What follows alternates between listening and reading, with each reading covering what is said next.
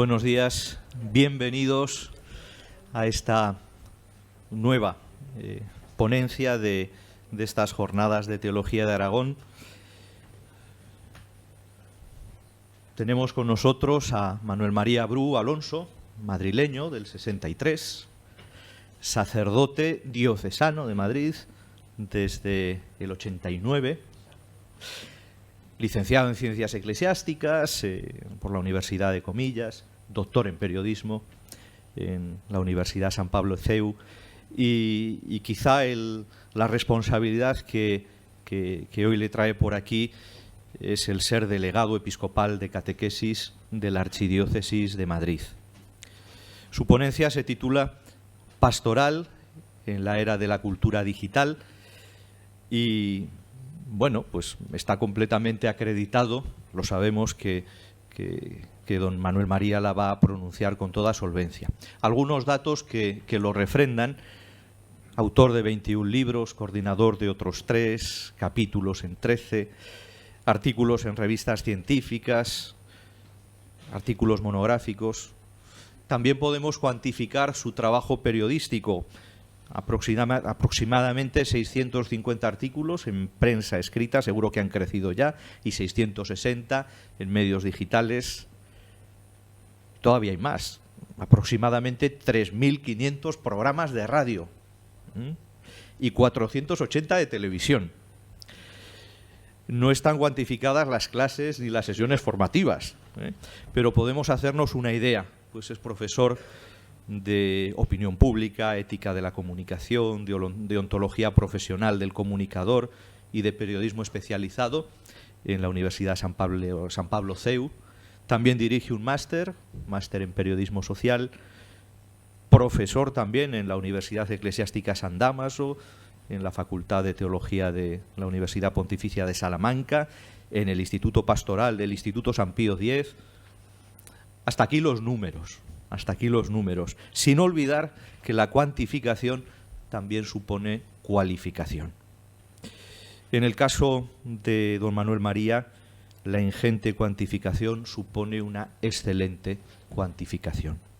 Quiero destacar 2 aspectos de su recorrido que a mí me han interpelado personalmente. Lo comentábamos hace un momento. Yo recuerdo mis mañanas de domingo de cura recién ordenado, en el coche, de pueblo en pueblo, escuchando la COPE, y en concreto el programa Es Domingo, con la voz de Manuel María Bru. Pues era un programa de mañana de domingo, y transmitía mucha alegría. Y la alegría además de que allí se fueron asomando muchas voces jóvenes que se llamaban y se llaman Crónica Blanca. Crónica Blanca se define como una comunidad, escuela y taller de comunicadores sociales. Don Manuel María Bru es el presidente fundador de esta comunidad. El segundo de los aspectos que quería reseñar se refiere a un libro que me hizo despertar. Fue en el año 2017. El título es Asombro y empatía. 2 claves para renovar el lenguaje de la evangelización y la catequesis. Allí Manuel María se preguntaba si estaremos a la altura de una catequesis renovada, más esencial, más mistagógica, más inculturada con el hombre de hoy. Bueno, quizás si lo hubieses escrito este año habrías añadido el más sinodal, sobre todo con las nuevas generaciones. Te preguntabas, asumiendo el reto de intentarlo, y allí aludías a los mensajes del Papa Francisco, intentarlo aun a riesgo de sufrir algún accidente. Termino consciente de que he dicho muy poco de nuestro ponente y mucho menos de lo más íntimo de su persona. Ahora vais a ver cómo lo hace.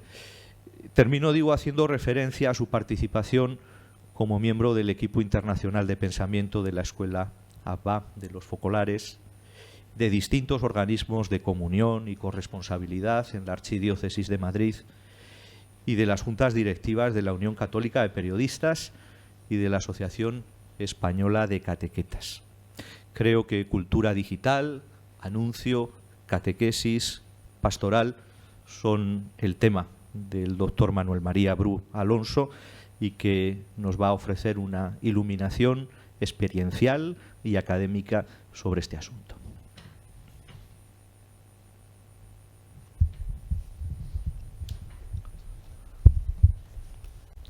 Pues muchísimas gracias. La verdad es que lo de los números es solo porque soy ya viejo. Ya la edad va acumulando la posibilidad de muchos números cuando uno no deja de responder a lo que nos pidan, ¿no? En el caso de los sacerdotes, pues a lo que nos pidan nuestros obispos y hacerlo pues lo mejor posible. Luego se harán las cosas mejor o peor, pero por lo menos haberlo intentado. Bueno, el tema pastoral y mundo digital es un tema tan amplio y tan intenso. Ha sido muy interesante también el que yo agradezco muchísimo al Centro Regional de Estudios Teológicos de Aragón, el que esta invitación, también por ser doble, porque también eso me ha permitido ser doble en el sentido de que por un lado es para la revista Reseñas un artículo y por otro lado la ponencia. También me ha venido muy bien la el doble encargo porque descargo de la ponencia la parte más de fundamentación teológica que quedará publicada en la revista, porque si no me parecía más interesante ir al final, que es a la parte más de la aplicación pastoral, sin dejar de hacer alusiones a los fundamentos. En este caso los fundamentos son muy amplios en un tema como este, antropológicos y teológicos, ¿no? Pero esa parte la dejo un poquito sin desarrollar porque si no, me sería muy difícil sintetizar y poder decir muchas de las cosas que quiero compartir con vosotros si me alargo en esa parte, ¿no? Sí que simplemente en ese tema lo que voy a dejar solamente una diapositiva con 4 frases para hacer un poco como la fotografía del contexto del magisterio eclesial, porque para mí ha sido un punto de referencia fundamental, el magisterio de la Iglesia y el magisterio de los papas sobre comunicación social. Yo creo que aquí hay una riqueza, como en casi todo el magisterio de la Iglesia, que forma parte además este magisterio de comunicación social dentro de la doctrina social de la Iglesia. En el compendio de la doctrina social de la Iglesia, el tema de la comunicación aparece como un tema más, junto con otros grandes temas como es el mundo laboral o las relaciones internacionales o los sistemas económicos, pues aparece también todo este ámbito de la doctrina social de la Iglesia, de la comunicación social, y aquí el magisterio de los papas es impresionante. Yo estudié muy a fondo el magisterio de San Juan Pablo II, hice la tesis doctoral sobre ello, pero eso me permitió asomarme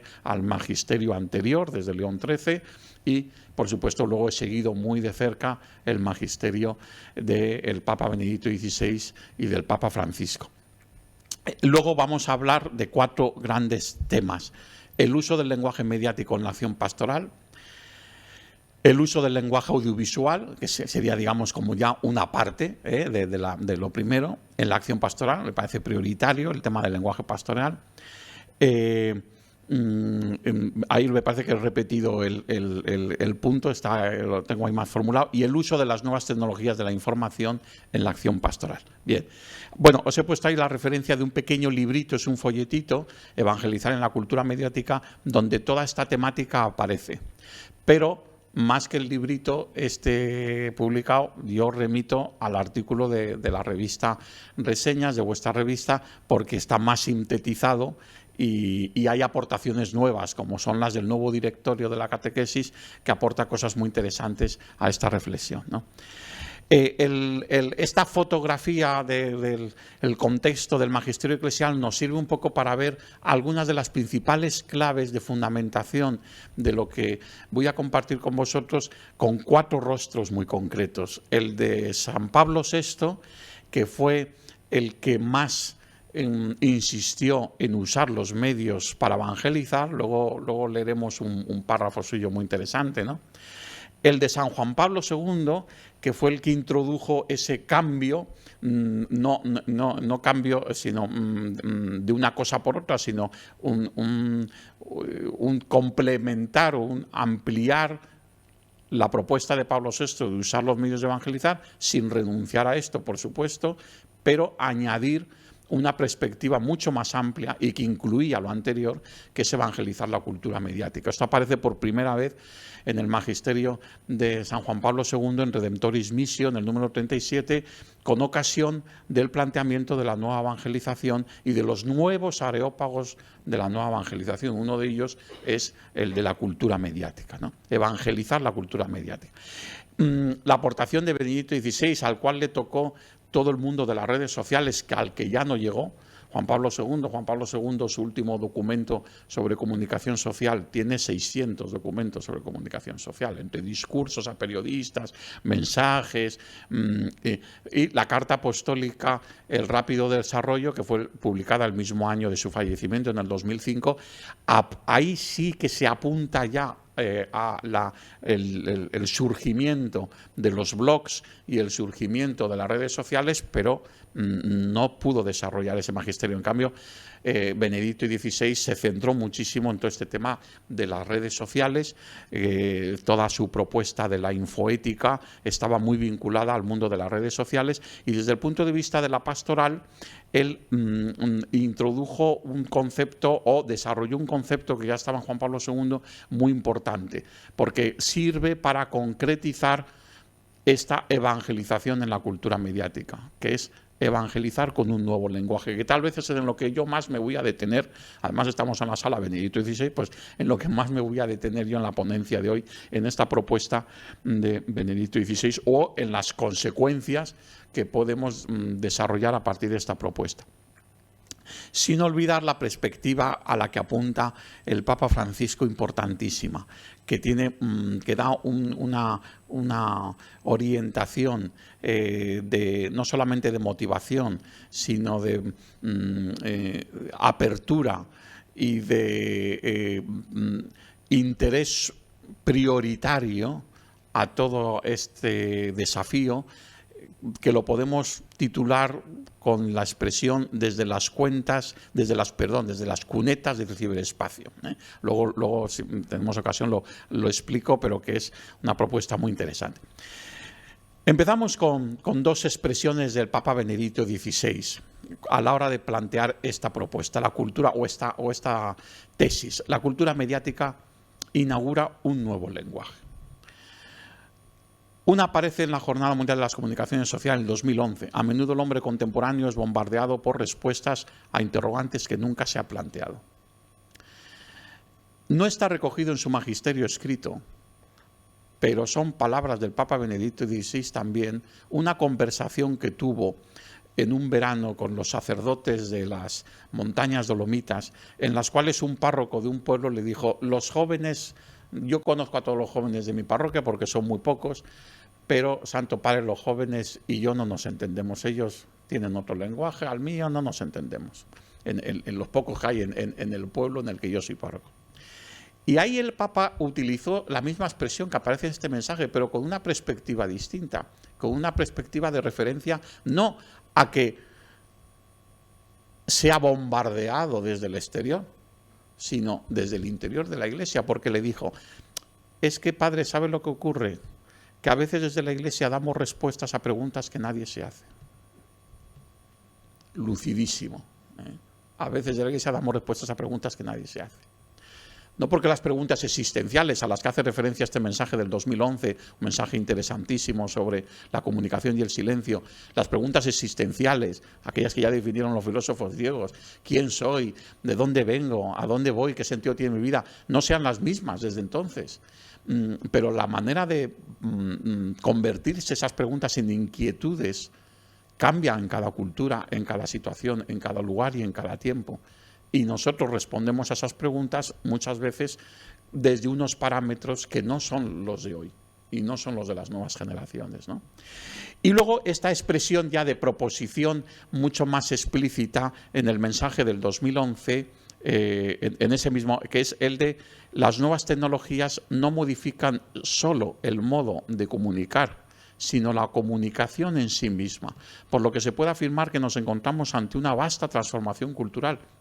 Junto a este modo de difundir información y contenidos nace un nuevo modo de aprender y de pensar, así como nuevas oportunidades para establecer relaciones y construir lazos de comunión.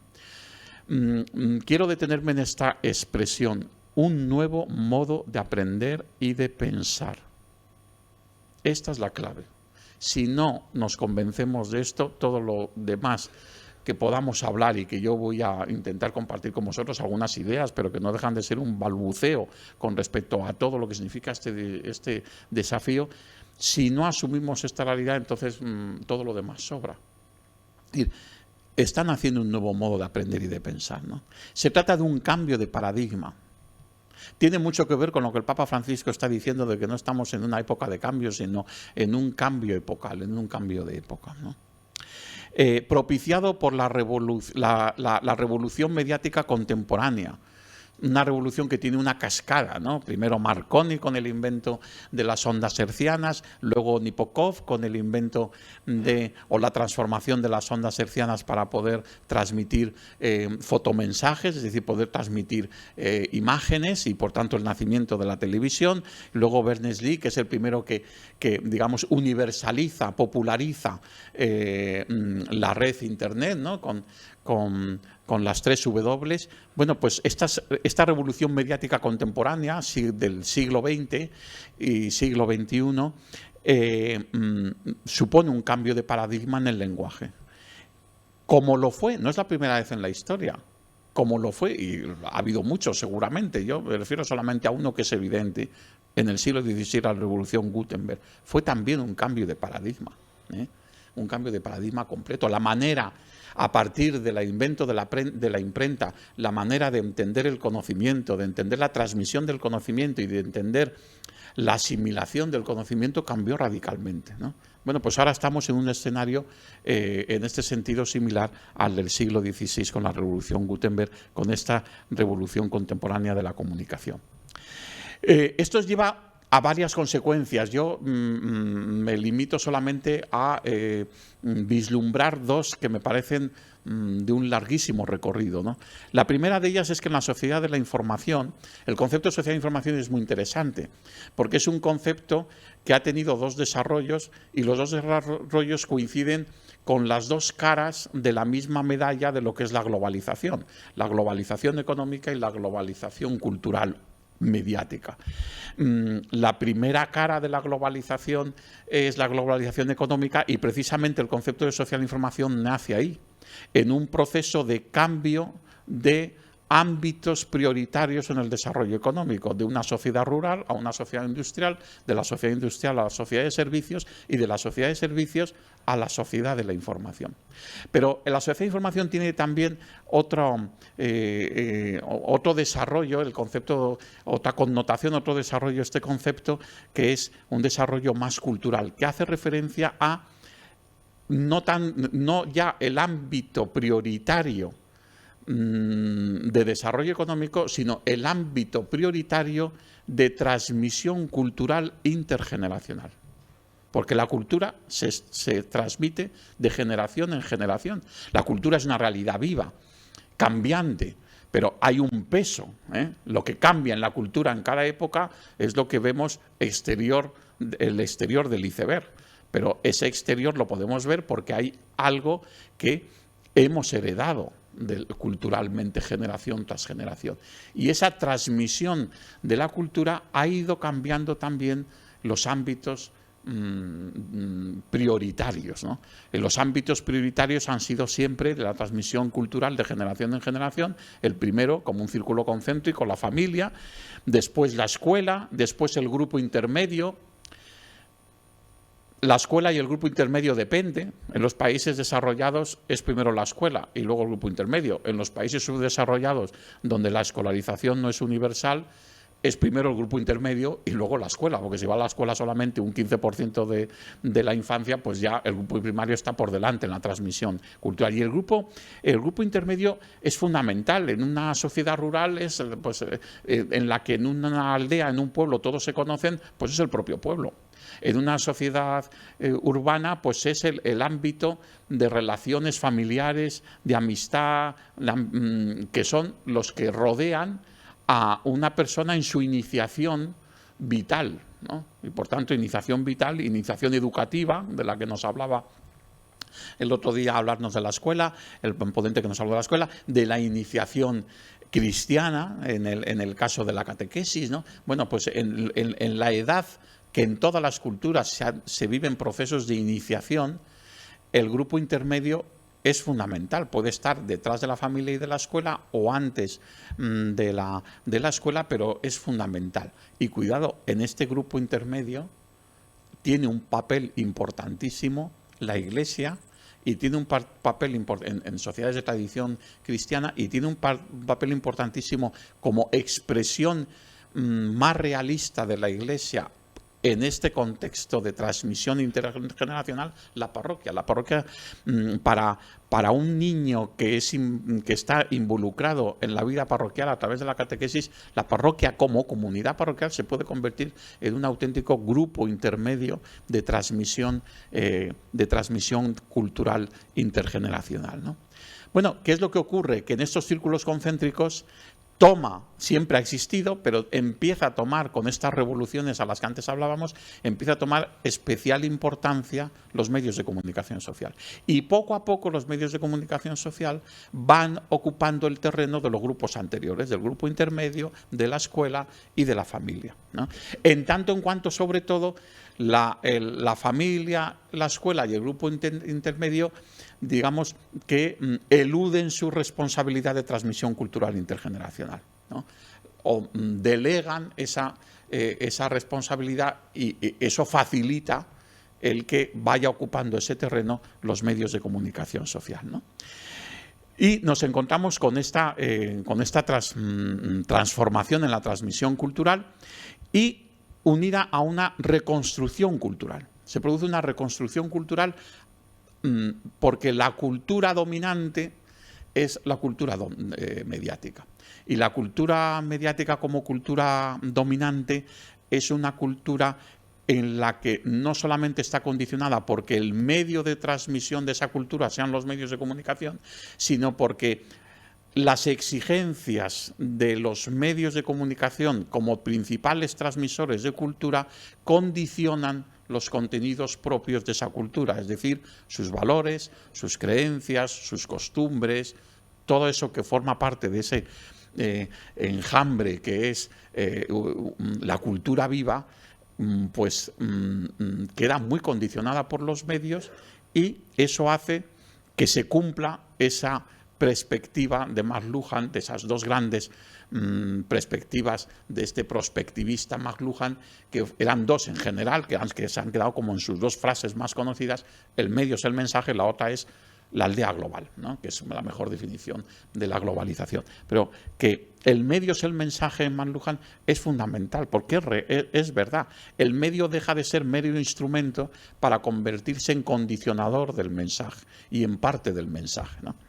De tal suerte que sin el concurso mediático no podemos pretender hoy en día hacer transmisión evangelizadora. Aquí ya estamos aterrizando nuestro propósito, que es ¿qué tiene que ver esto con la pastoral? Sin este concurso mediático no podemos pretender hoy en día hacer transmisión evangelizadora. Esta sería la primera tesis fundamental. Y por tanto no podríamos hacer ni primer anuncio, ni catequesis, ni transmisión catequética, ni transmisión educativa, ni transmisión pastoral, no, capaz de adentrarse en el mundo de las referencias cognitivas y axiológicas de la sociedad de hoy. Es decir, solo en un diálogo con la cultura mediática podemos entender, valorar y entrar en un diálogo fe-cultura, ese diálogo que nos lleva a un discernimiento, ¿no? Quedaros con lo bueno, rechazar lo malo y quedaros con lo bueno, que nos dice San Pablo. Pues ese diálogo fe-cultura solamente lo podemos hacer hoy en día si asumimos que la cultura dominante de hoy es esta cultura mediática, que tiene sus propias referencias cognitivas y axiológicas, de ideas y de valores en la sociedad de hoy. La segunda consecuencia que a este nuevo modo de aprender y de pensar, y por tanto también de comunicarnos, es a lo que llamamos lenguaje mediático. Es decir, la piedra angular de la cultura mediática para este discernimiento es el lenguaje mediático. Porque el hombre mediático aprende un nuevo lenguaje. Es un lenguaje que tiene sus propias características. Es un lenguaje inmediato, conciso, simple, provocativo. Sujeto a una manipulación, en sentido literal, no peyorativa. En sentido literal. La manipulación en la comunicación es absolutamente necesaria, en sentido estricto, ¿no?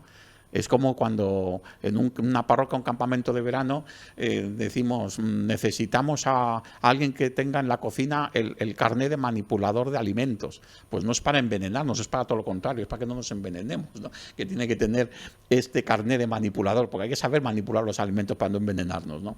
No solamente para envenenarnos. Bueno, pues en los procesos comunicativos continuamente nosotros tenemos que hacer una selección de lo que comunicamos, ¿eh?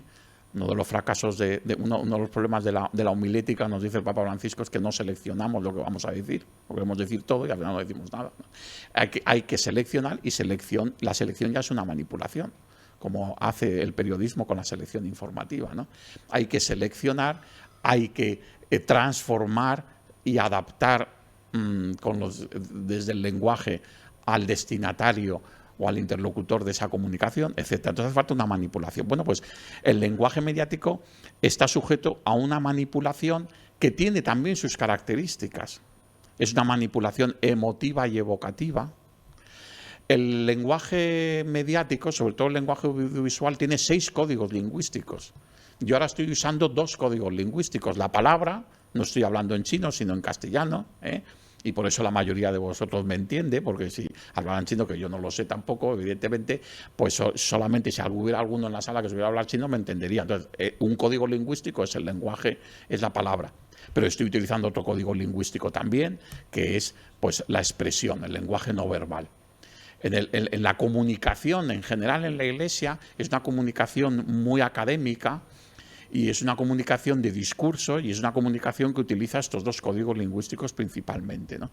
Pero los códigos lingüísticos a través de los medios de comunicación, sobre todo el lenguaje audiovisual, nos ofrecen, es mucho más amplio, ¿no?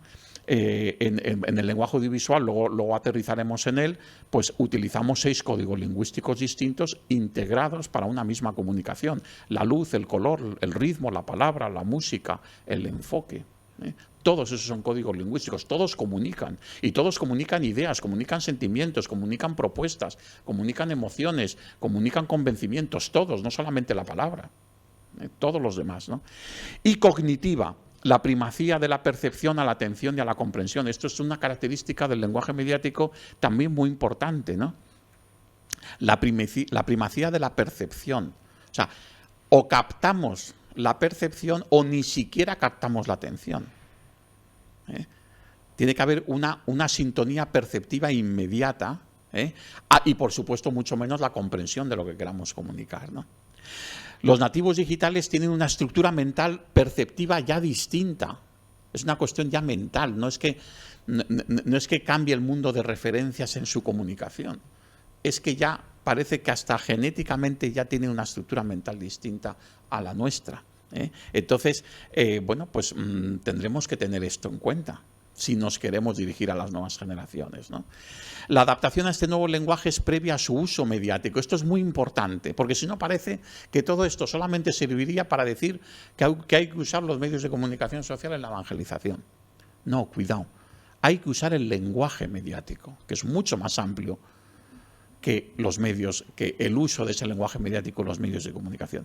Este lenguaje tiene capacidades universales que rompen el ámbito de los medios de comunicación y que se pueden aplicar al lenguaje, a los ámbitos de la comunicación interpersonal y de la comunicación de grupo. Siempre se ha hecho esta distinción. Comunicación interpersonal, 2 personas. Comunicación de grupo, en cuanto ya son 3, ya es grupo. Y comunicación social. La comunicación social, ¿a partir de cuántos es? No, ya ahí ya no la podemos contabilizar. Precisamente se distingue cuando no se puede contabilizar. Estas jornadas, en el momento en que se transmiten online, son jornadas que están en una comunicación mediática. ¿Por qué? Porque el destinatario es indeterminado. No podemos determinar cuánta gente va a ver el vídeo de YouTube, los vídeos de YouTube de las jornadas en el futuro. Podemos todavía contabilizar los que lo estén viendo ahora mismo, pero no en el futuro. Mientras que en la comunicación de grupo sí, los que estemos aquí en la sala, ¿no? El cambio a la comunicación social es la indeterminación de los interlocutores en la comunicación, ¿no?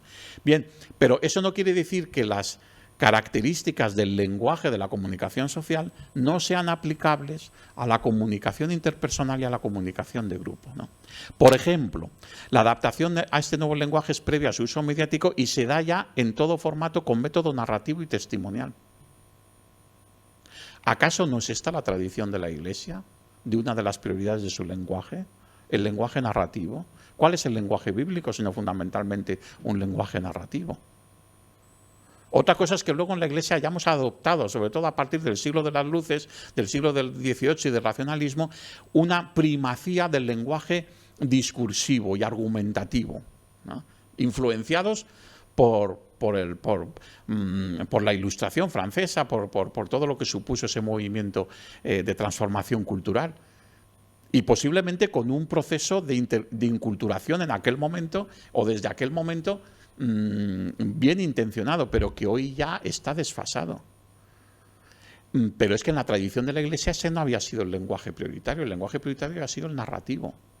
Tenemos que recuperar en la catequesis, pero no solamente en la catequesis, tenemos que recuperar en la pastoral, en la homilética, por supuesto, en el caso de los pero en todo, en las dinámicas pastorales de todo tipo, el lenguaje narrativo, porque el lenguaje narrativo es un lenguaje que las nuevas generaciones entienden precisamente porque es un lenguaje muy apropiado como lenguaje, como el nuevo lenguaje mediático, es un lenguaje narrativo, ¿no? Y un lenguaje testimonial, donde lo importante es y esto tiene, no puedo ahora ampliar esta cuestión, en el artículo sí que hay las referencias, pero aquí hay todo un mundo de referencias a los filósofos contemporáneos que estudian los cambios culturales que apoyan este planteamiento. Cuando se nos dice que la posmodernidad supone, entre otras cosas, el que tenemos que cambiar, el que se produce socialmente, culturalmente, un rechazo a los megarrelatos y una sustitución de los megarrelatos por los microrrelatos, entonces estamos hablando de una capacidad perceptiva de las nuevas generaciones del microrrelato, pero que ya han heredado de sus padres un rechazo a los megarrelatos que está unido al rechazo de las ideologías y que además es sano ese rechazo, aunque luego a nosotros nos venga muy mal porque hemos estado acostumbrados en la pastoral a proponer el gran megarrelato de la historia de la salvación y nos venía muy bien porque todo el mundo le parecía muy bien que hubiera un megarrelato, pero como luego ha habido otros megarrelatos, el megarrelato el mismo de la Ilustración francesa con la enciclopedia era un gran megarrelato, ¿no? del racionalismo, pero luego los megarrelatos de los totalitarismos del siglo XX, pues claro, ya estamos inmunizados, porque ¿a dónde nos han llevado esos megarrelatos? Entonces ahí en ese saco ya la sociedad de hoy mete también el megarrelato cristiano. Pero es que ¿acaso la evangelización en 20 siglos se ha hecho dándole prioridad al megarrelato en la transmisión cultural? No, al microrrelato. Y el microrrelato sí que las nuevas generaciones lo aceptan. El microrrelato, el testimonio concreto, la expresión concreta. De la utopía a las topías. Nosotros hicimos un diálogo fe cultura con los movimientos sociales en los años después de la Revolución del mayo del 68, donde se puso de moda todo lo que pudieran ser pues las utopías, ¿no? Las grandes utopías. Y entonces los teólogos en aquel momento dijeron, bueno, la gran utopía es la utopía cristiana, ¿no? Pues muy bien, sí, porque en aquel momento la utopía vendía, entre comillas. Pero es que hoy no, hoy para nada. Hoy lo que venden son las topías, ámbitos concretos de realización concreta, donde las nuevas generaciones dicen, ahí veo personas realizadas, personas felices. A eso sí que me puedo apuntar. testimonios concretos, realizaciones concretas, ¿no? Bien, es todo un cambio, o sea, que cuando hablamos de esto no estamos solo también, pero no solamente refiriéndonos a que tenemos que usar los medios de comunicación, no, tenemos que cambiar el chip del lenguaje que tiene que ver con este nuevo lenguaje de los medios, ¿no? Esto tiene que ver mucho también con lo que el otro día hacía referencia a ello también uno de los ponentes estos días, ¿no? Con esa expresión de la nueva evangelización, el nuevo ardor, nuevos medios, nuevas expresiones. A mí personalmente no me parece que el concepto de nueva... Es verdad que hubo una saturación del concepto de nueva evangelización, pero yo creo que sigue siendo un concepto válido. Es más, sigo creyendo que la propuesta del Papa Francisco es una transformación del concepto de nueva evangelización, porque a los nuevos areópagos ha introducido las nuevas periferias, que son otros nuevos areópagos, ¿no? Está la periferia del pensamiento, pero hay otras periferias sociales que habían quedado un poco fuera del discurso de los nuevos areópagos de la nueva evangelización, pero en el fondo están en la misma línea, ¿no? Y en ese contexto, la expresión nuevo ardor, nuevos medios, nuevas expresiones, que es verdad que es una expresión muy libre, pero que apuntaba unas características muy sencillas, porque primero apuntaba a una jerarquía. Si no hay nuevo ardor, de nada sirven los nuevos medios y las nuevas expresiones. Pero puede haber mucho ardor que si no hay medios y sobre todo si no hay la asunción de un nuevo lenguaje, nuevas expresiones, entonces nos hemos quedado cortos, ¿no? A nadie se le escapa que hablar hoy del lenguaje mediático y del lenguaje parabólico a la vez es hablar del lenguaje audiovisual. Fundamental. Porque el lenguaje audiovisual al final es el lenguaje más integrado en la red y en las redes sociales. Una página web sin vídeos es una pobre página web. Y una transmisión en redes sociales solo con mensajes escritos y sin vídeos, pues también queda empobrecida, ¿no? Y el lenguaje audiovisual nos remite no solamente al mundo de la televisión, porque eso ya es otro mundo, de la programación televisiva, sino a un lenguaje que se engancha mucho más con la tradición anterior del cine que con la experiencia de la televisión, ¿no? Bueno, pero el lenguaje audiovisual en ese sentido, lo vamos a ver, es muy importante. Significa mucho más que esto, porque el lenguaje audiovisual no es sino un reflejo, entre otros, de una nueva sensibilidad, de un nuevo lenguaje que recorre todos los códigos lingüísticos y todas las técnicas de la comunicación, y que podríamos resumir en esa expresión también del Papa Francisco de un modo de comunicarse. Él hace referencia en Evangelii Gaudium a esto cuando habla de la homilía, pero esta trilogía creo que es extensiva a toda la comunicación pastoral en la Iglesia, como integrar la idea, el sentimiento y la imagen. La idea, el sentimiento y la imagen. Todavía en un lenguaje muy discursivo nos hemos quedado en la idea. Durante muchos años, durante décadas, hemos evitado o hemos querido sacar fuera de la comunicación eclesial la dimensión emocional. Grave error. Porque es inseparable de la comunicación cristiana, ¿no? Entonces, el sentimiento, la idea y el sentimiento, las dos cosas juntas, ¿no? Y la imagen. La imagen, que puede ser simplemente una referencia. La imagen, incluso en un lenguaje hablado, la imagen es cualquier referencia que al interlocutor en la comunicación le lleve a la imaginación. No solamente es la imagen audiovisual, sino, me acuerdo de una catequista que un día me dijo: mire usted, yo todo esto ya de los vídeos en la catequesis, yo ya soy muy mayor, a mí esto ya no me sirve. Digo yo, con esto no cuente. Y yo le dije: tú a los niños en catequesis, a tus nietos, eres abuela, sí, a tus nietos, tú les cuentas historias tuyas de tu vida, historias de la Escritura, historias de los santos, historias... Uy, eso es lo que más hago. Digo, ya estás usando el lenguaje audiovisual. Ya el niño pondrá la película en su imaginación, pero ya estás empezando a usar el lenguaje mediático de la cultura mediática, porque es un lenguaje principalmente narrativo, ¿no? Bien, la idea, el sentimiento, la imagen. Incorpora este lenguaje el retablo barroco. La catequista mayor, cuando usa el lenguaje narrativo, ya os he contado esa anécdota. El lenguaje barroco. Fijaros, es interesantísimo, porque yo un día me di cuenta, después de llevar unas horas trabajando al lado del técnico, porque yo no soy técnico, yo predico las nuevas tecnologías, pero luego yo soy de otra generación, lógicamente, y luego soy caótico para usar las nuevas tecnologías. Pero trabajando muchas horas al lado de alguien que está haciendo la manipulación en la edición de un vídeo, caí en la cuenta de que no hay nada más parecido a la pantalla de un ordenador cuando se está editando un vídeo que un retablo barroco. Es lo más parecido. Es una sucesión de pequeñas imágenes encuadradas que tienen una argumentación, lo mismo que un retablo barroco. Los que hacían los retablos barrocos usaban ya un lenguaje que tenía códigos propios del lenguaje audiovisual. Sucesión de imágenes. Si encima en ese templo, mientras alguien está contemplando esas imágenes, está ensayando el organista, pues ya ha introducido la música, está la luz que entra por las vidrieras, crea un clima especial, que es en el que te introduce una buena película. Cuando estamos en el cine, llega un momento en que si nos metemos en la película nos olvidamos de que hay gente sentada a nuestro alrededor y de que, ¿no? Porque nos metemos dentro, utilizamos esta expresión, nos metemos en la imagen, ¿no? Bueno, pues eso ya lo habían inventado. Sí. Aquí hay una tradición en la cual nosotros lo único que estamos haciendo es usar unos nuevos instrumentos, pero hay una tradición lingüística, de códigos lingüísticos muy variados, que siempre lo ha tenido la Iglesia en su tradición pastoral, ¿no?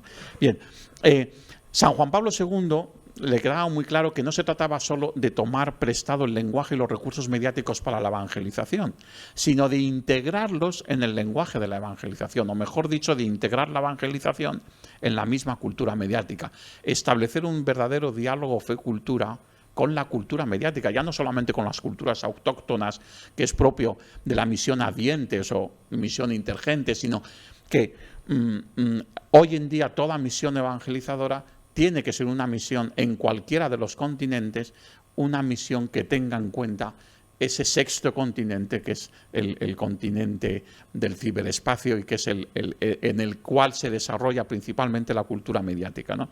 El trabajo de estos medios, dice Juan Pablo II en Redemptoris Missio 37, sin embargo no tiene solamente el objetivo de multiplicar el anuncio. Se trata de un hecho más profundo, porque la evangelización misma de la cultura moderna depende en gran parte de su influjo. No basta, pues, usarlos para difundir el mensaje cristiano y el magisterio de la Iglesia, sino que conviene integrar el mensaje mismo en esta nueva cultura creada por la comunicación moderna. Es un cambio de perspectiva, porque además lo que él propone integra lo primero, pero es evangelizar la cultura mediática, no solamente evangelizar usando los medios, entre otras cosas porque una de las novedades también del magisterio Juan Pablo II es plantearnos en el contexto de su doctrina social sobre las estructuras de pecado. Ahí introduce de gracia y de pecado, no vamos solamente al pecado, pero habla de estructuras de gracia y estructuras de pecado. El pecado siempre es personal, pero el pecado personal favorece estructuras sociales y culturales de gracia o de pecado. Y al hablar de estas estructuras, una de las referencias que habla es a los convencionalismos del desarrollo de los medios de comunicación. Por tanto, el medio de comunicación no es como un micrófono, puede tener mayor calidad o menos, pero el micrófono no condiciona lo que yo os esté diciendo, vale para decir lo que yo estoy diciendo para decir cualquier otra cosa. El medio de comunicación no es un simple micrófono. El medio de comunicación tiene ya una breve pero significativa historia, los nuevos medios de comunicación, como para que ya haya unas connotaciones de este medio, haya una pequeña tradición en el uso de este medio que ya condiciona también su digamos una valoración, en primer lugar una valoración ética y luego también una valoración con perspectiva pastoral, evidentemente, ¿no? Entonces, bueno, pues esto que apunta Juan Pablo II es muy importante, porque nos habla de que el medio ya no es solamente un instrumento, ¿no? Y por tanto el diálogo con la cultura mediática es un verdadero diálogo de la fe con la cultura, ¿no? ¿A qué nos lleva evangelizar con el nuevo lenguaje de la cultura mediática? Primero lo podemos enmarcar y lo debemos enmarcar en la fidelidad al destinatario, o mejor dicho, como nos recordaban ayer, al interlocutor, como habla el nuevo directorio de la catequesis, el interlocutor en la evangelización. Por cierto, la palabra interlocutor nos viene de perlas en este cambio de paradigma que tiene un fundamento teológico el que el sujeto de la evangelización y por tanto también de la catequesis es el Espíritu Santo, no el catequista, ni tampoco el sujeto es el que está en el grupo, sino que es el Espíritu Santo, y el catequista y los chavales que están niños, adolescentes, jóvenes, o en el catecumenado adulto, los adultos, son todos interlocutores, y en esa interlocución se le puede dejar espacio con roles distintos. Evidentemente el rol del catequista es distinto al del catequizando o el catecumenado, con roles distintos, pero en esa interlocución hay catequesis si se deja espacio al Espíritu, y no hay catequesis si no se deja espacio al Espíritu. Por tanto, aquí hay una fundamentación teológica. Pero qué casualidad, nos viene, es toda una oportunidad. Aprovecho para hacer como un mensaje que me parece fundamental. Me duele mucho cuando se habla de estos temas y solamente se habla esta realidad de la nueva cultura mediática y tal, y solamente se habla como algo peligroso. Es una gran oportunidad, no es algo peligroso, es una gran oportunidad. Y una de las razones es esta. Precisamente el lenguaje de los medios clásicos, era un lenguaje donde había emisores y receptores. Se hablaba de la necesidad, porque si no, no hay auténtica comunicación, como en la comunicación interpersonal, de la necesidad de un feedback, de la necesidad, pero al final eso se quedaba en algo muy teórico. Porque el que tiene el medio tiene la sartén y el mango del medio, ya sea un periódico, ya sea una emisora de radio, ya sea una cadena de televisión. El espectador, el oyente de la radio o el lector del periódico tiene una influencia mínima, ¿no? Puede escribir una carta, puede llamar por teléfono, puede intervenir en un programa, pero eso es mínimo, ¿no? En el actual panorama, ya no solamente comunicativo, sino incluso periodismo, porque el periodismo ha quedado secuestrado, pero bien secuestrado a mi modo de ver. No es malo, tiene muchos peligros, pero es una democratización y se hace mucho más popular el manejo de la información. Y ahora todos somos emisores y receptores de información. Por tanto, todos somos interlocutores. Por lo tanto, estamos en un contexto de lo que también estamos exigiendo a la evangelización, una evangelización en la que todos seamos interlocutores, ¿no? Bien, pues la fidelidad al destinatario, es decir, a los interlocutores de la evangelización, al hombre de hoy, nos lleva a tomarnos en serio este nuevo lenguaje, a asumirlo y a hacerlo nuestro. Porque al final, a lo que nos tiene que llevar a esto es a una dinámica, desde la teología, de encarnación. Una dinámica de encarnación.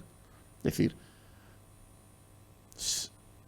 si el Eterno Padre no ha querido revelarse a nosotros de otro modo que enviándonos a su Hijo para que tomara nuestra condición humana y se hiciera uno de nosotros, ¿cómo es que nosotros seguimos pretendiendo incluso anunciar a aquel que ha tomado nuestra condición humana sin bajarnos del pedestal de nuestras posiciones, sin entrar realmente en la vida real de la gente, en los contextos culturales cambiantes? O sea, toda esta dinámica de la encarnación nos lleva también a darle importancia, porque no solamente en la catequesis, en la evangelización, nos hemos preocupado muchísimo por la fidelidad al mensaje, revelado. Pero es que tan importante como esa fidelidad es la fidelidad a aquel con el que queremos compartir ese mensaje, y por tanto su mundo de referencia, sus lenguajes, su cultura, ¿no? Para los más jóvenes no resulta difícil, aunque también pueda haberse acostumbrado a un doble lenguaje, el de su vida social, el de su vida religiosa, expresión de la tentación de ruptura afectiva del cristiano de hoy. Es decir, para esta misión es fundamental involucrar a los más jóvenes, porque son los que tienen más integrado este nuevo lenguaje, pero también advirtiendo de que, porque no se lo hemos puesto fácil, ellos mismos, los que ya están más vinculados a la Iglesia, tienen la tentación de tener un doble lenguaje. El lenguaje que usan en el ámbito eclesial y el lenguaje que usan en el ámbito de las redes sociales. Entonces, bueno, se trata de buscar una integración. Las características de este nuevo lenguaje, como son la fortísima velocidad en la fragmentación de la imagen, el simple y escaso uso de la palabra. Esto nos cuesta muchísimo adaptarnos a ello, ¿no? Yo lo estoy haciendo ahora, en las ponencias abusamos de la palabra. No sabemos, yo no sé decir todo esto que voy a decir en 10 minutos, pues me costaría muchísimo, ¿no? En la radio aprendí a poder decir muchas cosas en 1 minuto y medio, pero Pero cuando dejé de hacer la radio ya volví a lo de toda la vida, ¿no? Porque no es fácil acostumbrarse, ¿no? Pues el simple y escaso uso de la palabra, no por menosprecio a la palabra, sino al contrario. En el lenguaje audiovisual la palabra es importantísima. A lo mejor una palabra que ni siquiera se pronuncia, que aparece solamente escrita en un momento determinado. Pero esa palabra toma una importancia enorme precisamente porque está arropada por los otros 5 códigos lingüísticos. Entonces adquiere una potencia comunicativa esa palabra que desnuda de esos otros 5 códigos lingüísticos no tendría, ¿no? Entonces tenemos que entrar en esta valoración de la palabra. Y la proliferación de golpes de impacto sonoro y visual. Todo esto podría poner en duda que el lenguaje mediático, sobre todo el audiovisual y el digital, no sirve para evangelizar. Y menos aún para suscitar la inquietud y el asombro religiosos, pues nos equivocaríamos de cabo a rabo, ¿no? En realidad, en todo formato se puede transmitir las cosas más sublimes. Basta ajustarse a 2 condiciones. Hacerlo sin trampear las leyes propias de ese lenguaje, fundamental.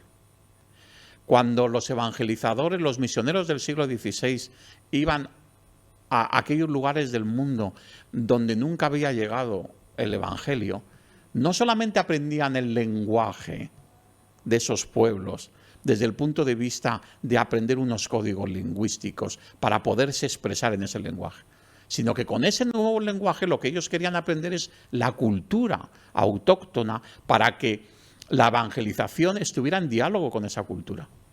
Por tanto, a nosotros no solamente nos basta con, pues usemos el lenguaje audiovisual, pero usémoslo con las leyes y con las características propias del lenguaje visual, no con el nuestro. El 99% de los vídeos pastorales que podemos encontrar en abierto en YouTube no usan el lenguaje audiovisual. Son un PowerPoint con una música mal medida, mal puesta, y con eso decimos, esto es un vídeo. Yo digo, yo lo que estudié en la carrera de periodismo, que era un vídeo, no es esto. Esto no es un vídeo. Aunque lo puedas colgar en YouTube, pero esto no es un vídeo. Entonces, bueno, pues lo mismo, hay que hacerlo con la máxima calidad, sacando todo el provecho posible a las características y a las virtualidades de dicho lenguaje, porque si no traicionamos ese lenguaje, ¿no? El anuncio evangélico no puede exponerse en productos mediáticos producidos sin profesionalidad y sin los mejores recursos para ello. Cualquier liturgista se tira de los pelos cuando sabe que no sé dónde, esto ya no ocurre, pero ocurría hace años, ¿no? Que cuando sabe que ha habido un sacerdote que ha celebrado misa utilizando como patena y como cáliz un plato y un vaso de plástico, ¿no? Dice, pero ¿cómo va a estar ahí Jesús, Eucaristía, en un plato de plástico? Que eso es lo más. Tendrá que ser un recipiente digno, dicen los liturgistas. No sé muy bien lo que es digno, pero bueno, dicen un recipiente digno, ¿no? Y yo digo, ¿y la palabra? ¿Y la evangelización? ¿Y la catequesis, que tiene como fundamento y como fuente principal la palabra de Dios? ¿No es Jesús palabra? ¿Y cómo mostramos Jesús palabra? En cualquier cosa. Entonces es mejor no usar los medios audiovisuales si los vamos a usar mal. Es mejor no usarlos, ¿eh? Usémoslos si los usamos bien, ¿no? Bien.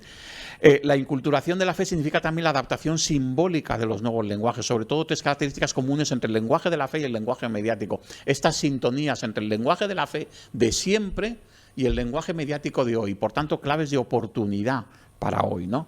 La primacía del testimonio propio de la cultura mediática y propio de la evangelización de siempre, ¿no? Lo que antes os decía, contar mini relatos, poner rostros concretos, ¿no? La mutua imbricación entre entendimiento y sentimiento, despertar la inteligencia y la emotividad a la vez. Esto el lenguaje audiovisual lo hace de un modo impresionante. Parece que está creado para facilitar esto. Y por tanto, para la evangelización, para nosotros es un instrumento muy valioso, ¿no? Facilitando la moción espiritual, porque en la moción está unida la inteligencia y la emoción, ¿no? Y la inmediatez en la estimulación de la respuesta, ¿no? Primero la provocación, de la provocación a la atención, de la atención a la interconexión, es decir, a crear realmente un diálogo, ¿no? Pero si no hay provocación, entonces, lo que decía Benedicto XVI, estamos dando respuestas a preguntas que nadie se hace. No son muchas veces nuestra comunicación de la fe no es interpeladora, resbala en la piel de quien la recibe, porque está en otras cosas. Pensemos en los adolescentes, los preadolescentes y los adolescentes que vienen el rato que vienen a la catequesis o que vienen... Su mundo de intereses, sus inquietudes, pero inquietudes profundas, inquietudes que al final se resumen en querer amar y ser amados. Están en unos contextos en los que, aunque la respuesta a todo eso que ellos están buscando están en lo que se les queremos proponer en la catequesis, ellos no entienden que haya una vinculación entre una cosa y otra. Y por tanto pasan el rato de la catequesis y les resbala porque no les toca dentro. Porque, entre otras cosas, también porque puede faltar el ardor, pero porque falla también el método y las expresiones, ¿no? Entonces, y esta provocación tiene mucho que ver en la tradición de la evangelización con la preevangelización. La atención tiene mucho que ver con el anuncio, el primer anuncio, y la interconexión con la interlocución, ¿no? Bien. Evangelizar los nuevos medios nos lleva también a plantearnos algunos pasos. Antes los decíamos, ¿no? San Pablo VI en 1975 dijo: la Iglesia se sentiría culpable ante Dios. Fijaros que es una expresión muy dura, ¿eh? Se sentiría culpable ante Dios si no empleara esos nuevos poderosos medios que la inteligencia humana perfecciona cada vez más. Con ellos la Iglesia pregona sobre los terrados el mensaje del que es depositario. Evangelii Nuntiandi 45. Eso supone una serie de límites, evidentemente, y a la vez una serie de oportunidades. Entre los límites, la simplificación, claro, la caducidad. No hay nada más viejo que el periódico de ayer, claro, sí. En general en los medios, imaginaros en los medios audiovisuales, un vídeo hecho hace 6 años, pues a lo mejor ya, incluso estéticamente, hoy ya no nos sirve, o hace 15, ¿no? Es caduco el lenguaje mediático, es muy caduco. Pero sí, esas son dificultades, son límites. Pero luego hay muchas oportunidades, ¿no? Muchas ventajas, la inmediatez, la capacidad de alcance que tiene, ¿no? Es muy interesante un mensaje del Papa San Pablo II, de las Comunicaciones Sociales del año 1999, donde él hace una comparación entre la cultura tradicional de la Iglesia y la cultura de los medios de comunicación. Y tiene un gran párrafo de 10 o 12 líneas en el que empieza a decir: la cultura de los medios, a diferencia de la cultura de la Iglesia, pues claro, pues le falta profundidad, le falta tal, le falta cual. Claro, tú lees todo ese párrafo y dices: bueno, es que estamos aquí, no tenemos nada que hacer, ¿no? Pero llega el segundo párrafo y empieza a hablar de las ventajas. Y entonces ya el párrafo anterior ya te parece una cosa mínima, ¿eh? Entonces hay que jugar con estas dos realidades. No hay que ser ingenuos, sino pensar que esta transformación en el lenguaje hace que se pongan en peligro muchas claves que hasta ahora han sido fundamentales en la transmisión de la fe, pero es que tenemos que aprovechar todas las ventajas que tiene y intentar con esas ventajas superar esas limitaciones. Como principal formato tenemos que hablar de un formato audiovisual y como principal soporte tenemos que hablar de las nuevas tecnologías de la información y la comunicación. Veámoslo. Los géneros propios del testimonio, sobre todo el relato y la semblanza, son especialmente adecuados en los diversos formatos del lenguaje mediático. Especialmente adecuados para el formato audiovisual. Y cuidado, no estoy refiriéndome a la transmisión televisiva, que tiene un uso del lenguaje audiovisual muy adaptado a la programación televisiva, que además está en un proceso de cambio enorme, ¿no?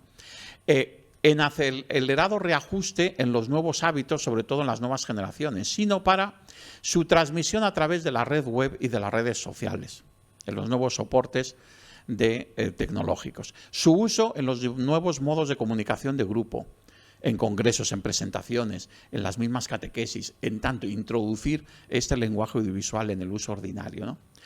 Lo que antes decíamos del lenguaje mediático en general lo tenemos que adjuntar específicamente al audiovisual. La fortísima velocidad en la fragmentación de la imagen, la primacía de la música, el simple y escaso uso de la palabra, la proliferación de golpes de impacto sonoro y visual, ya lo veíamos antes. La pregunta es: ¿pasarán estas a ser las nuevas leyes de la evangelización audiovisual? ¿Estarán ya escritas en el POSI de los que preparan materiales catequéticos y pastorales, ¿no? Bueno, en muchas diócesis, en Madrid lo hemos hecho, una renovación los medios, en la clave que ayer nos decía Monseñor Víctor Fernández, ¿no? Pues si sabemos que esto no funciona, no tengamos miedo. A mí fue lo que me dijo el cardenal Carlos Osoro cuando me encargó la catequesis. La catequesis no funciona. Hay que renovarla de arriba a abajo. Y si te equivocas, y os equivocáis con los que trabajen contigo, no te preocupes, el que no se equivoca nunca, desde luego, es el que no hace nada. Pero hay que renovarlo, y eso lo hemos intentado. No sé si nos habremos equivocado o no, no hay perspectiva todavía, pero lo hemos intentado hacer, entre otras cosas introduciendo el lenguaje mediático. Todo un proyecto catequético en el cual hay más de 500 vídeos propios del proyecto catequético.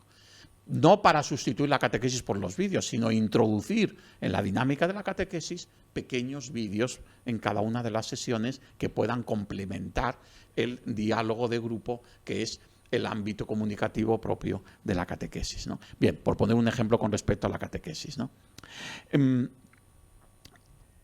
Ahí os pongo un ejemplo, una lista que está publicada en ese libro sobre el nuevo directorio, de 2 libritos sobre el nuevo directorio, pues en el segundo, en el que se habla con 10 temas transversales del nuevo directorio, y uno de los temas transversales es todo lo que el nuevo directorio dice, interesantísimo, sobre la catequesis y el lenguaje digital. Pues ahí os he puesto 20, pueden ser muchos más, tipos distintos de vídeos aplicados a la pastoral. Desde los vídeos pastorales publicitarios, que existen, se pueden hacer y se hacen, a los promocionales, a los de presentación de campañas, a los testimoniales, a los formativos, los catequéticos, los reportajes que rememoran acontecimientos, reportajes de realidades de sensibilización social, vídeos impactantes de mensaje único, trailers de películas con valores, vídeos musicales o videoclips, cortometrajes, mediometrajes y largometrajes, el mundo del cine, vídeos de animación, programas televisivos, videomensajes, grabaciones de eventos, emisiones en directo, vídeos para las aulas virtuales, vídeos simulados de presentaciones informáticas, vídeos tutoriales, el campo, y son muchos más, ¿no? A mí, os voy a poner un ejemplo de un vídeo, aunque luego no nos diera tiempo para mucho más, pero sí que os voy a poner un ejemplo de un vídeo que a la hora de elegir uno, entre tantos, se me ha ocurrido uno que de momento pueda ver su gran aplicación. Imaginaros sacerdotes, laicos, que estáis en vuestra parroquia y que convocáis a los padres al inicio de la catequesis. Hablo mucho de la catequesis porque ahora, como estoy más metido en ello, pues me sale enseguida. Pero también, por ejemplo, a la hora de presentar un campamento de verano, o a la hora de presentar, y decís, bueno, ¿y qué es lo primero que hacemos con los padres que no han pisado, que vienen por primera vez a la parroquia? Estas familias, estos... ¿Qué es lo primero que podemos hacer? Pues muchas cosas, en plan de acogida. Pero a lo mejor una de ellas es presentarnos como parroquia. ¿Y qué manera de presentarnos como parroquia en 5 minutos que con un vídeo que cuente qué es nuestra parroquia? Pues poner ese vídeo en ese contexto es una manera de evangelizar, mostrando lo que es una comunidad cristiana para quien no la conoce, ¿no? Bueno, pues voy a poner un ejemplo, Además, he elegido este ejemplo porque el párroco de esta parroquia, yo creo que en el vídeo se intentó que no fuera el protagonista del vídeo. Sí que es verdad que, como era con los 50 años de la parroquia, quisimos hablar con todos los párrocos anteriores, pero ahí aparece la vida de la comunidad cristiana. Y el párroco, cuando hicimos el vídeo en esa parroquia, el párroco es el viceconciliario de Manos Unidas, con el que vuestro arzobispo tiene una estrecha relación, ¿no? Porque al fin y al cabo lo que él hace ahora como viceconciliario, ahora es vicario episcopal de la Vicaría Cuarta de Vallecas, y todo lo que él pueda hacer en Manos Unidas lo hace en tanto en cuanto lo haga, pues porque es lo que haría don Carlos si estuviera allí en Madrid en lugar de aquí, ¿no? Entonces, bien, pues hicimos este vídeo cuando estuvo en su parroquia. Simplemente os lo pongo para que veáis esta potencialidad, ¿no? A ver, tengo que darle a Inter, yo creo, ¿no? Es como mi hogar de los domingos. O sea, es que los domingos paso más tiempo aquí que en mi casa. Convivimos durante muchas horas, durante muchos días, nos ayudamos aportamos cada uno nuestro granito. Es muy especial porque nos contamos nuestros problemas, nuestro día a día, no tenemos miedo de decir ni de hacer algo. Para mí la parroquia es mi segunda familia. Aquí no solamente es un lugar de oración y de estar con el Señor, sino de estar con los hermanos. Aquí se vive muy en primera persona lo de vivir en comunidad y ser una comunidad. ¿Qué es la parroquia sin sus piedras vivas? No es.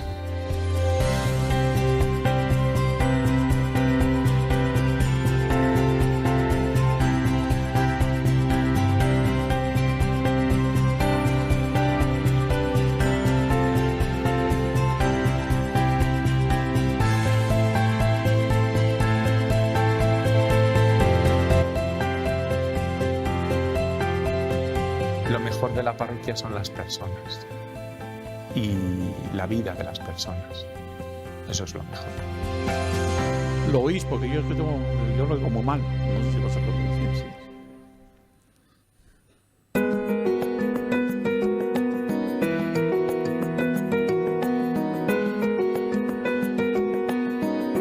Yo desde el principio tuve, no sé si la suerte o qué, de encontrar allí en el barrio. El barrio era más pequeño, era mucho más familiar. Un grupito de personas que con mucho interés tomaron este proyecto de crear ahí una parroquia, ¿no?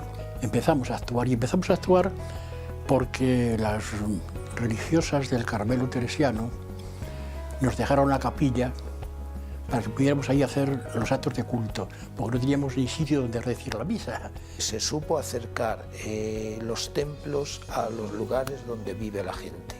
A mí eso me parece que fue un acierto de primer orden, el tener una presencia cercana de la Iglesia en los barrios que iban surgiendo, que iban creciendo, porque yo estoy convencido de que las parroquias ayudaron a configurar los barrios. Teníamos que acoger a voluntarios de otras parroquias que venían a trabajar pues en el tema de la drogodependencia o en el tema del paro. Voluntarios nuestros iban a las parroquias de alrededor también a trabajar en Cáritas. Eso nos dio una visión de que efectivamente teníamos que romper lo que son los límites parroquiales. La palabra de Dios construye los grupos, como la oración de la Iglesia, la liturgia y la oración de la Iglesia es asumido por la gente sencilla, y así los laudes y las vísperas han sido acogidas con mucha constancia, con mucha realidad.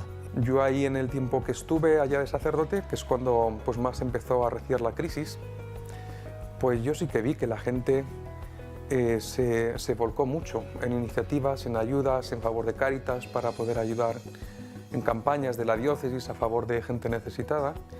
Y yo vi cómo no solamente no disminuía el servicio que daban a la parroquia o la aportación a la parroquia, sino que para todas estas cosas lo sumaron. Y es una cosa muy loable, porque no es un barrio así pues como enormemente rico, es de gente buena y sencilla, pero que han hecho un sacrificio enorme. La parroquia en un barrio es un faro que da una luz muy concreta, que no dan otras instituciones u otras realidades del barrio. Es un faro de una luz muy especial porque es la luz espiritual. Y es un punto donde la gente se puede encontrar a un nivel que no te encuentras con la otra gente a ese nivel. De trascendencia, de corazón a corazón, de alma a alma.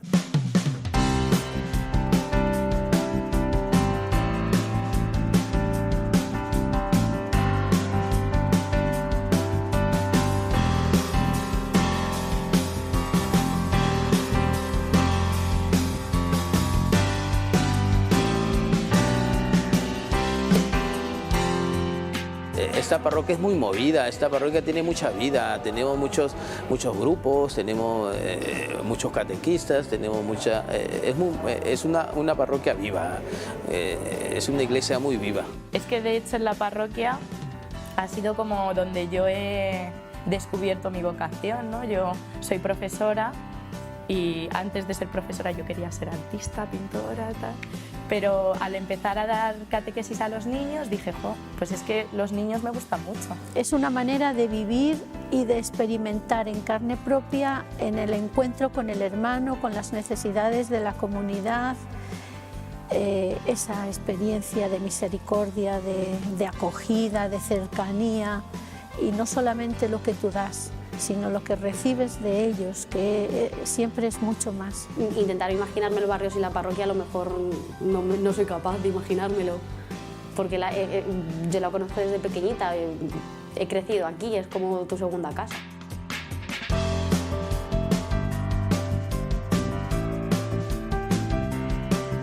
Dios está junto a nosotros, nos ama, nos llena de alegría y nos envía a anunciar con obras su mensaje de paz, de amor y de fraternidad universal.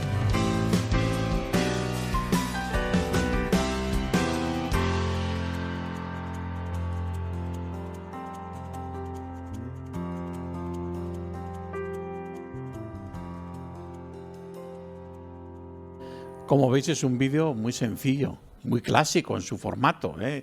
Esto no es el último grito en originalidad y en creatividad, es un formato muy clásico, pero aporta una imagen de una parroquia que en pocos minutos pues se comunica lo que es en gran medida esta vida, ¿no?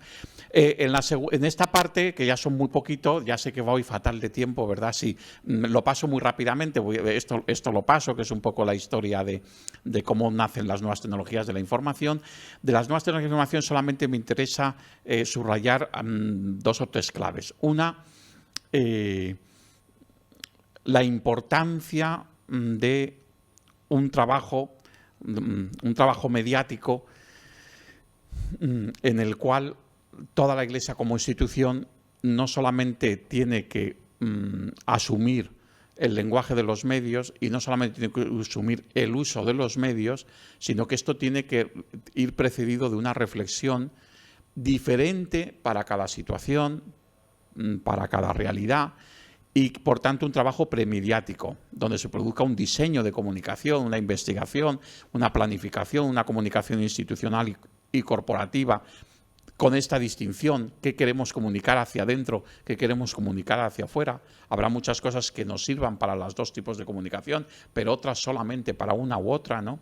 A 2 velocidades, esto es muy importante, ¿no? La web y las redes sociales. Y las redes sociales con el apoyo de las newsletters, de los canales de vídeos.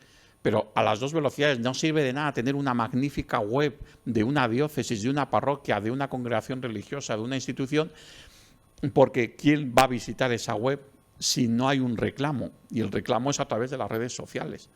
Yo siempre digo que las webs son como un gran elefante que va caminando despacio, pero que es capaz de tener un gran peso. De hecho, las webs tienen un gran peso informático, ¿no? Pero luego lo que hace falta son las moscas que van a pinchar o los mosquitos al elefante y que te llevan la información a otros sitios, ¿no? Bien, el trabajo mediático propiamente dicho, con la comunicación catequética de mensajes y testimonios, la comunicación cultural religiosa, la comunicación publicitaria de eventos y propuestos, el mismo periodismo religioso es un vehículo maravilloso, bien hecho, es un vehículo maravilloso de evangelización.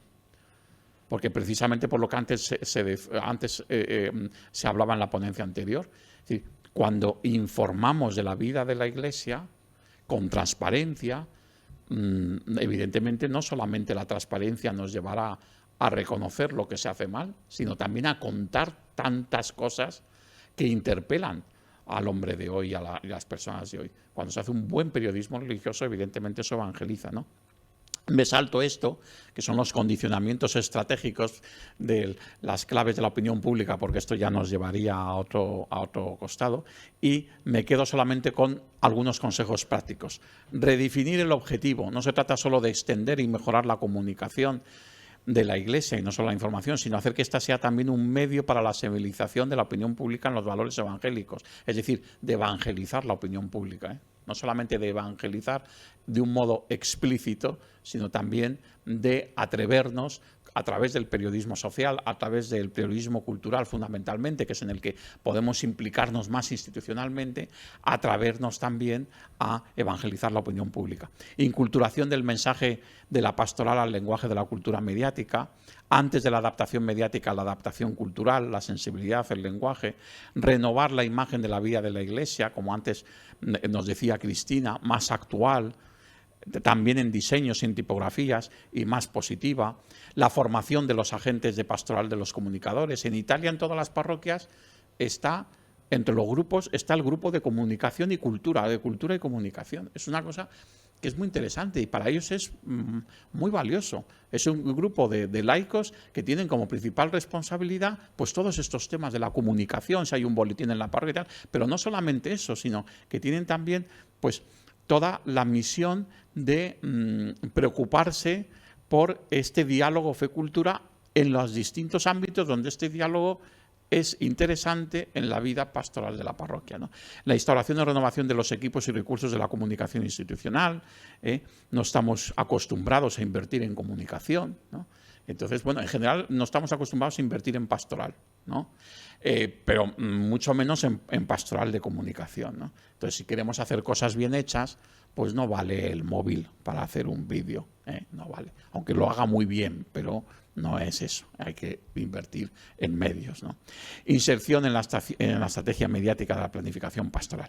Bien, y termino con una idea que me la recordaba antes Cristina en su conferencia, que es esta llamada del Papa Francisco a la creatividad.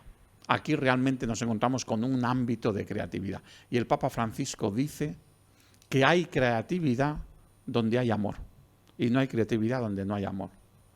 Si realmente tenemos celo pastoral en la expresión clásica, si tenemos ardor misionero, entonces seremos creativos. Y si somos creativos en el siglo XXI, o lo somos con la cultura mediática, o no somos creativos en este siglo. Bueno, pues me quedo muchas cosas en el tintero, pero sirve de muchas gracias y sirve de base.